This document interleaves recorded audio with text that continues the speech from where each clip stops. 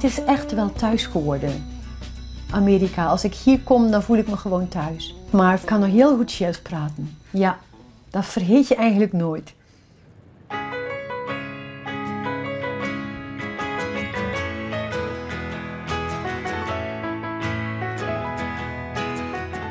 In het zonovergoten Santa Barbara aan de Riviera van Californië woont Mario de Meijer uit IJsendijken. Al vroeg in het leven wist ze dat ze weg wilde van het Zeeuwse platteland. Aan het eind van de winter had ik het altijd zo moeilijk. Rond februari was ik gewoon gedeprimeerd. Dan dacht ik, gaat die lange winter ooit overgaan? Toen ben ik een keer naar Zuid-Frankrijk gegaan. Dat hielp me enorm. En ik dacht, oh, wat zou ik graag in zo'n plek wonen met mooi weer en prachtige bloemen. Mario woont nu zo'n 35 jaar in Californië. Met haar ex-man kreeg ze op latere leeftijd nog een dochtertje, Julia. Toen Mario de stap naar Amerika maakte, was ze pas 23. Ik had altijd iets, mijn filosofie was toen al, doe iets in het leven wat je een beetje eng vindt. En als je dat doet, dan word je sterker.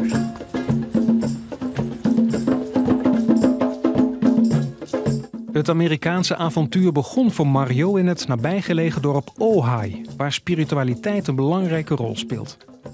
Mario had in Amsterdam opvoedkunde gestudeerd en was groot bewonderaar van de Indiase filosoof Jiddu Krishnamurti, die toen in Ojai woonde.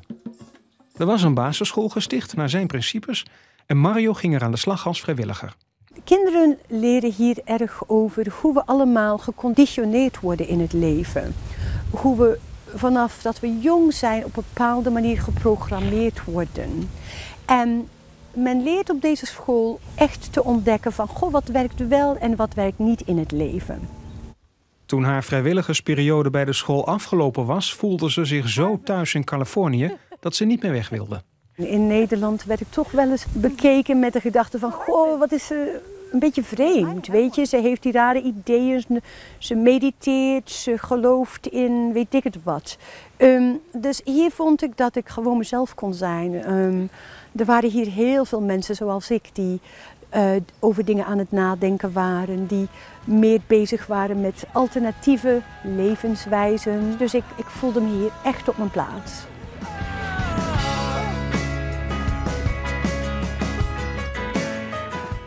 Sindsdien heeft Mario de Zeeuwse kust verruild voor de tropische stranden van Santa Barbara. Meerdere keren per week gaat ze met een groepje zwemmen in de grote oceaan. Het geeft me een stuk rust en ruimte en alle zorgen vallen weg. Eén met de natuur. Ik zeg altijd, als je uit dat water komt, ook als het koud is, voel je alsof je $1 miljoen waard bent. Heel sterk, heel vitaal. And when they stopped, I didn't feel like stopping because I just had gotten into a flow. Yeah.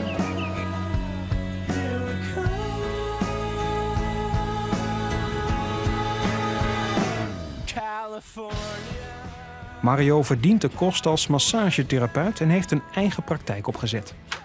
Ik doe een combinatie van werken aan het lichaam, massage, ontspanningsmassage, maar ook werken met mensen met pijn, met atleten, met allerlei soorten mensen. En daarnaast doe ik ook counseling en coaching, dat is therapie. Hello, good morning. Nice to see you. Good to see you. Come in. Always good to be here. All right. So, how was your week? Interesting. Interesting. Had a very high and quite a low. Soms depressie, soms een slecht huwelijk, soms verandering van carrière en niet goed weten hoe ze verder moeten. En dan gaan we vaak toch nog weer aan het lichaam werken. Gewoon om alles te integreren.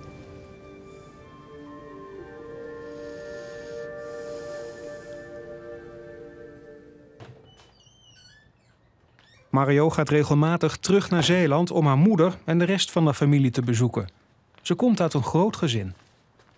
Omdat ik 6 broers en zussen heb, was het minder moeilijk om weg te blijven. Bij mijn grootouders, bij mijn moeder, bij mijn vader zijn er altijd een aantal geweest die gingen reizen en elders gingen wonen. Dus mijn moeder en vader vonden dat niet eigenlijk abnormaal. Zeeland is gewoon een mooi begin geweest om daar op te groeien, maar ik verlangde toch naar iets anders.